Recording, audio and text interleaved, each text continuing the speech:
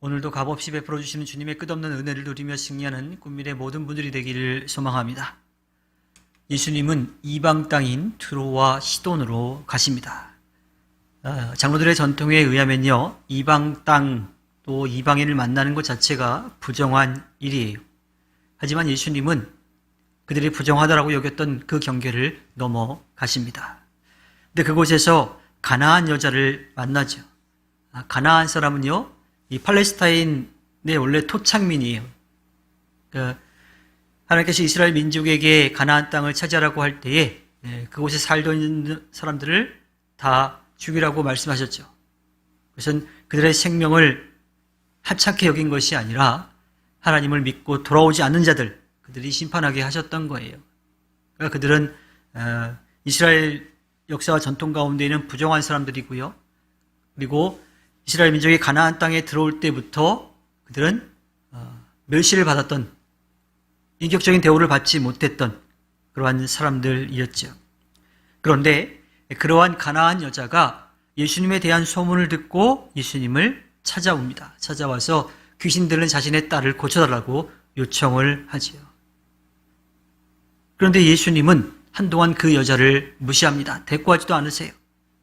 그래도 여자는 포기하지 않고 계속해서 요청을 합니다. 보다 못한 제자들이 나섰지요. 그런데 예수님은 아주 냉담하게 말씀하십니다. 나는 오직 이스라엘의 집에 길을 잃은 양들에게 보내심을 받았을 따름이다라고 말씀하십니다. 근데 나중에 가서 보면 알지만 그것이 예수님의 본심은 아니었습니다. 예수님은 그 여자의 믿음을 한번 확인해 보신 거죠. 그리고 이어서 예수님은 자녀들의 빵을 집어서 그들에게 던져주는 것이 옳지 않다라고 하십니다. 당시 유대인들은요, 이방 사람들을 개에 비유했어요. 그만큼 그들을 무시했던 거죠. 그런데 그 가나안 여자는 예수님의 그 말씀을 듣자마자 바로 이야기합니다. 주님, 그렇습니다. 그러나 개들도 주인의 상에서 떨어지는 부스러기는 얻어 먹습니다. 자기를 개에 비유하는 그 이야기를 들었을 때 얼마나 수치심을 느꼈을까요? 그런데 이 가나안 여자는 자기가 그렇게 수치를 당하는 게 중요하지 않아요. 사랑하는 자기의 딸이 지금 고침받기를 원하는 거죠. 그만큼 간절한 마음으로 예수님께 요청을 하고 있습니다. 그제서야 예수님은 그 여자의 믿음, 또 딸을 사랑하는 마음을 보시고 그 여자의 요청을 들어주십니다. 그 즉시 그 여자의 딸의 이 귀신이 쫓겨났다라고 말합니다. 그 일이 있은 다음에 예수님은 다시 갈릴리 호수 근처로 돌아오십니다. 그런데 여전히 이방 땅에 계신 거예요.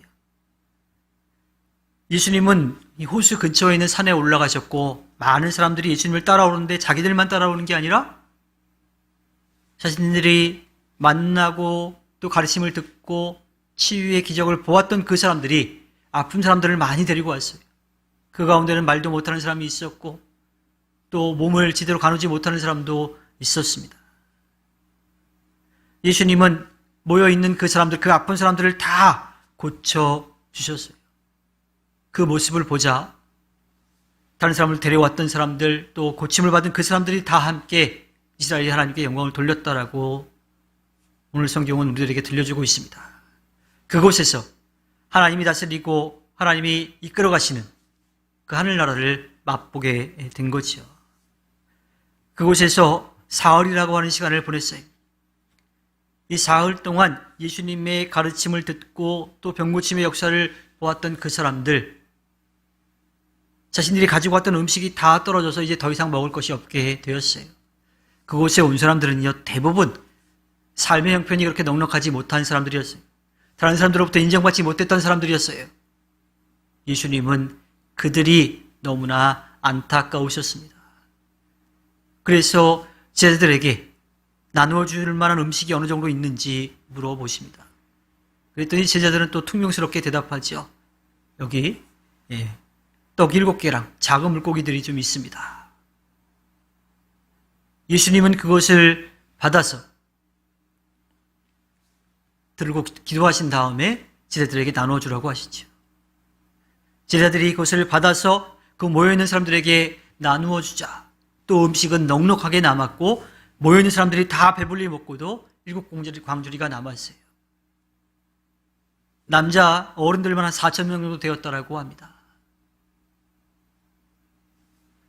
하나님의 말씀을 듣고자 그 가르침을 깨닫고자 간절한 마음으로 온 사람들, 그 사람들을 예수님이 지켜보셨고 그들을 사랑해 주셨고 또 그들에게 필요한 것을 채워주셨습니다. 오늘 말씀 가운데 우리는 몇 가지를 생각해 볼 수가 있어요. 예수님은 마태복음 10장에서 이미 제자들을 파송하시면서 이방 사람의 길로도 가지 말고 사마리아 사람의 고리도 들어가지 말라 그랬어요. 오직 길 잃은 이스라엘 백성에게로 가라고 말씀하셨죠. 사실 이 이야기만 들으면요, 예수님이 이스라엘 민족만을 위한 그런 구원자로 오신 것처럼 그렇게 느껴집니다. 그런데 그렇게 말씀하셨던 이유는 제자들이 아직 이방 사람들에게 갈 준비가 되어 있지 않았기 때문이에요. 먼저 자신들에게 친근한 이스라엘 민족에게 복음을 전하도록 하셨던 거죠. 그러니까 때와 장소 그 시기를 예수님은 아시고 또 그 복음을 전해야 될 제자들, 그들을 배려해 주셨던 겁니다. 때가 되면 이방인들에게로 나아가야 하지만 그때에는 이스라엘 사람들에게 복음을 전하는 일이 먼저였기 때문이죠. 가나안 여자에게 주신 말씀도 마찬가지예요. 그를 무시하는 것처럼 그렇게 대하셨지만, 개치분하는 것처럼 그렇게 말씀하셨지만 사실은 그 여자를 무시하거나 멸시한 것이 아니라 그 여자의 믿음을 확인하셨던 거죠. 만약에 그렇지 않았더라면요, 예수님이 굳이 그 두로와 시돈이라고 하는 땅, 이방인들의 땅에 갈 이유가 없었던 거예요. 그리고 그 여인에게 그 가르침을 주실 일도 없었던 거죠. 짧은 시간이었지만 예수님은 갈릴리 동편에 있는 그 이방 땅에서 유대인들에게 행하셨던 그 가르침과 기적을, 치유의 회복을 보여주셨습니다.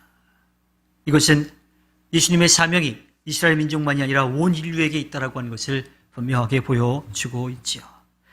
예수님은 부활하신 다음에 제자들에게 마태복음 28장에서 말씀하셨습니다. 너희는 가서 모든 민족을 제자로 삼아서 아버지와 아들과 성령의 이름으로 세례를 주라고요. 그때부터 이스라엘 땅을 넘어서 온 세계 각지로 모든 사람들에게 복음이 전해지도록 하신 겁니다. 우리가 복음을 듣고 믿게 된 것도요, 이 갈릴리에서 시작된 그 복음의 시작 때문입니다. 그들이 모여서 자기들뿐만 아니라 다른 사람들도 데리고 와서 치유받게 하고 구원의 은혜를 드리게 했어요. 그들이 그 역할을 했기 때문에 지금 이 자리까지 오게 되었고요. 우리도 마찬가지입니다. 우리가 받은 것을 우리만 누릴 뿐만 아니라 아직까지 하나님을 알지 못하는 그들에게 그 사랑과 은혜를 전해 주어야 하는 겁니다. 우리가 복음을 통해 구원의 은혜를 맛보았더라면 그 은혜가 우리 안에 멈추지 않고 다른 곳으로 계속 흘러가도록 그렇게 해야 합니다. 주님께서 허락해 주신 오늘 하루를 살아갈 때 성령의 능력을 힘입어서 이 땅에서 하나님의 자녀로 예수 그리스도의 증인과 제자로 살아가 주님의 나라를 넓혀가 주님께 기쁨을 드리는 꿈밀의 모든 분들이 되기를 주님의 이름으로 부탁드립니다. 기도하겠습니다.